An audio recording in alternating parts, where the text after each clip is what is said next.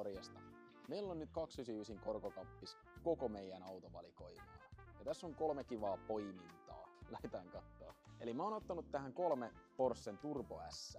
Ja aloitetaan tästä ensimmäisestä, eli Porschen Panamera Turbo S E-Hybrid. Tämä on näistä kaikista virtaviivasin. Ja se näkyy myös tuolla takaosassa tuon spoilerin merkeissä.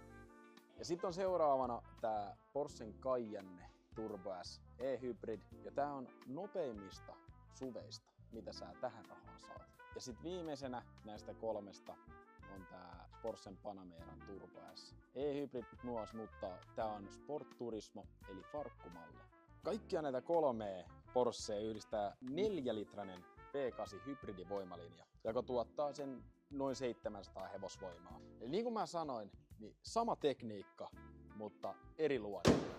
Mikä näistä Turbo S:istä sopisi just sun ajoon?